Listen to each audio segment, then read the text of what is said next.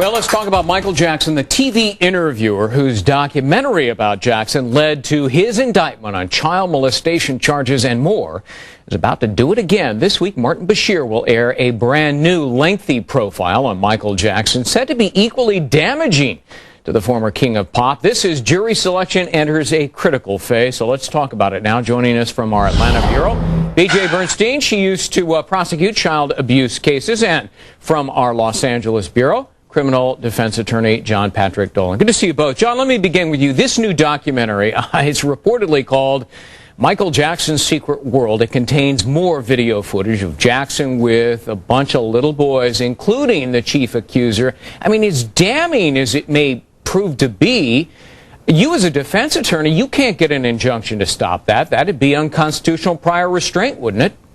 Well, you're exactly right, although it's appalling the impropriety and the lack of respect for the presumption of innocence that's being demonstrated by those who are broadcasting this thing right during jury selection. Yeah, but come on. I mean, John, it's free speech, First Amendment.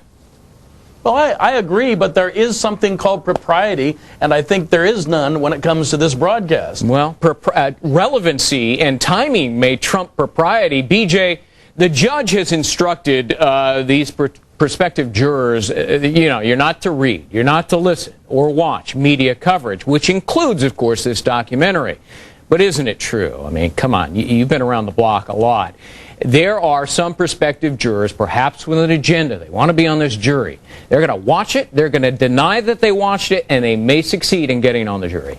And both sides, both the prosecution and the defense, are going to look closely and try to ask questions of these jurors to get to that very point. But they're going to lie. Well, sometimes jurors lie, but part of being a defense attorney or a prosecutor and being a good one and having tried a lot of cases is looking at the body language, looking at how they're answering questions. Is the response too perfect?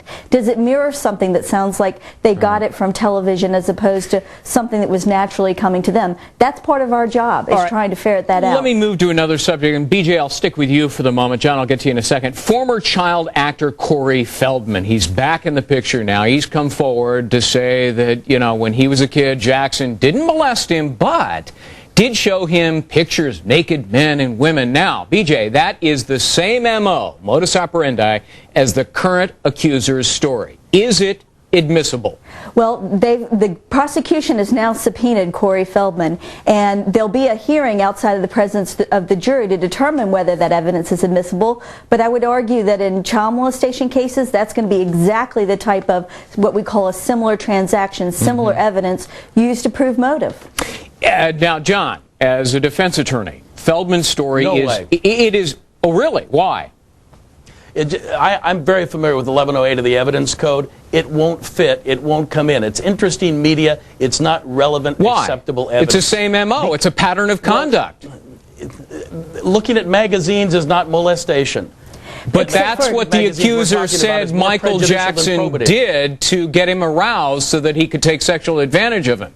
And the prosecution is going to present evidence saying that that's a common use of pedophiles, that they'll sometimes look at something that's not to the extent of pornography, but something that introduces the body and discussion of the body in order to make the child more comfortable with what's going to happen. John, let's say you're wrong and the judge rules against you and says it's admissible. Now you're stuck with Feldman. His story is not, John, necessarily consistent with what he told cops way back in '93 during the first case. He vigorously defended Jackson then.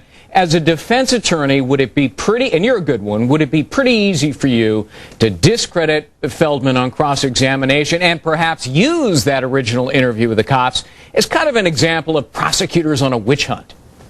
Sure, you can turn the previous statement around on him, and you can also show that it came short of the allegations in this case, just as in this case. There were some magazines, but it didn't result in molestation. All right, BJ, let's put up on the screen. Here's one of the jury questions that was proposed. It was in the jury questionnaire. I want to ask you about it. Here it is. How much news have you read or watched about the current Michael Jackson case? 168, a little. 41, a lot. 31, nothing at all.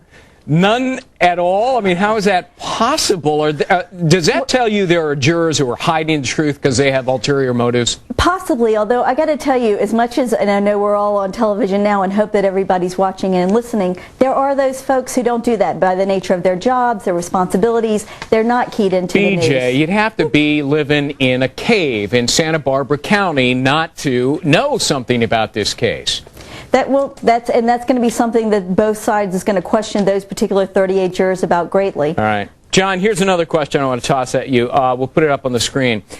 Do you know or have you read, seen or heard anything about the publicity regarding the 93-94 investigation against Michael Jackson? Now, most everybody said yes, but an astonishing 93 people said, hey, no, I haven't heard about it. Well, you know what, John? Now they have. I mean, by virtue of that question, did the court and prosecutors kind of ruin that angle of the case?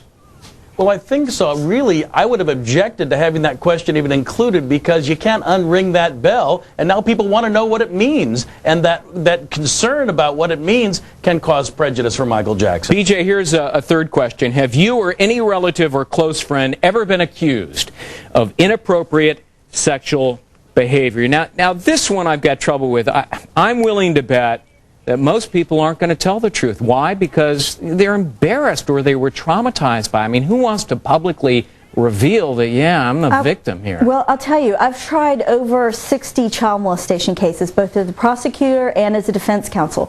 And you would be surprised as to how honest people are. Remember, they're filling out this questionnaire, and a lot of times the judge allows for individual private voir dire on more sensitive issues like this. So you would be surprised about when people take that jury oath very seriously, they know what the charges are, know they're serious, and they tend to tell the truth. If they've responded to that, they've got something to say. Hey, look at this videotape, John. This is Michael Jackson back on January 16, 2004, where he's dancing up on the SUV. But the latest round when he's appearing in court, I mean, here's Jackson. He shows up on time.